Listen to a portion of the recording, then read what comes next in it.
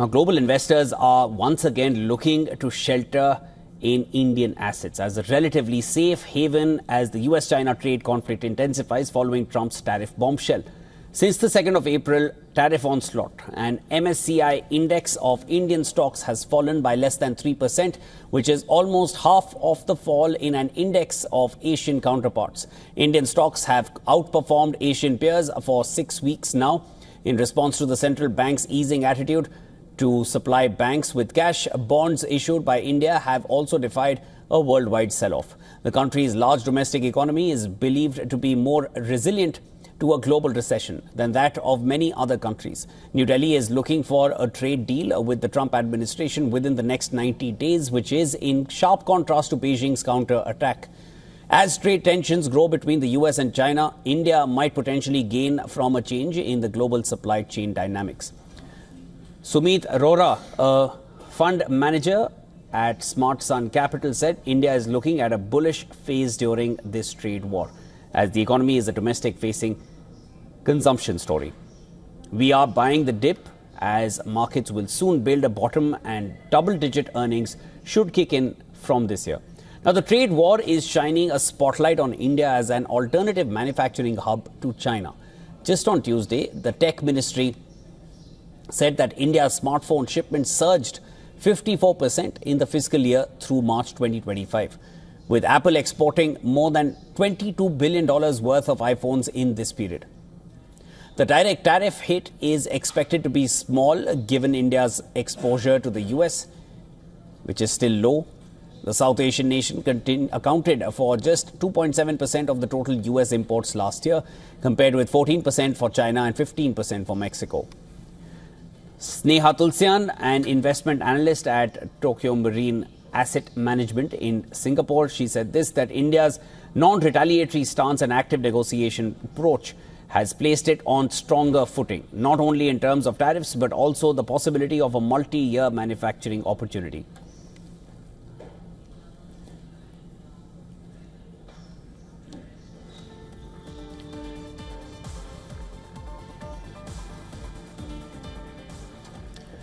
All right, to discuss this further, I'm now being joined by Mr. Ambrish Baliga, who's an independent market analyst, joining me from Mumbai. Mr. Baliga, thank you so much for joining me here on World Business Watch.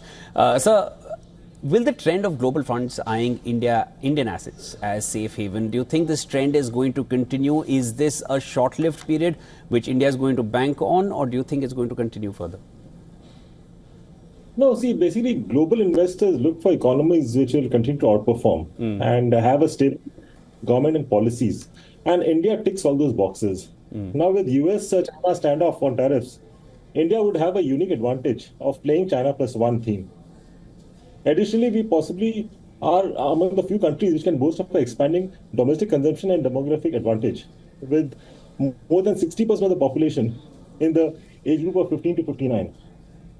So I don't think global funds can afford to ignore India, which has strong domestic drivers. So I think we should see inflow starting once the rupee stabilizes. And Mr. Baliga, if I were to look at it at with a little shorter term duration, just the coming week or this week itself, what's your outlook for Indian stocks? See, markets would be extremely volatile based on the sound bites which keep coming from America. Unfortunately, the policy flip-flop is taking the toll on global markets, and India is not decoupled. Just the other day, we had computers, smartphones, chips, and electronic products which were exempt from tariffs. Now there's a statement coming that there would be specific duties announced on these products soon. So no business likes uncertainty, and Trump tariffs have created global uncertainty. So for the time being, I don't see any major up move. At the same time, I don't see a further deep correction in Indian markets as negatives are priced in, especially for the Indian markets, like I said. So we could see, the markets being volatile within a given range, and that range could be Nifty 22,000 to 24,000. Understood. And sir, as far as the tariffs are concerned, I know at this point, seeing the trends that America is following at this point under Trump's leadership, can we expect more tariff easing in the coming week? I know it's difficult to point a finger out which direction America wants to take this in, but anything that comes to your mind? No, I don't see any further tariff easing because we have that 90-day pause window, and there could be announcements of country-specific deals. I mean, there could be pharma tariffs announced, which is what they've been talking about. However, I believe that this would be inflationary for the US healthcare system, which they can least afford. And there could be tinkering on auto ancillary tariffs, not auto, but auto ancillaries, as most of the auto majors need imported auto parts to manufacture automobiles. So, having said that, with the Trump administration, I think we should expect the unexpected. Anything is possible. Yeah, I think that goes without saying. We've seen that in the first term, but this term, the amount that has been racked up at this point, I don't know what it'll all result to, because we're yet to see the results, or at least on a global perspective.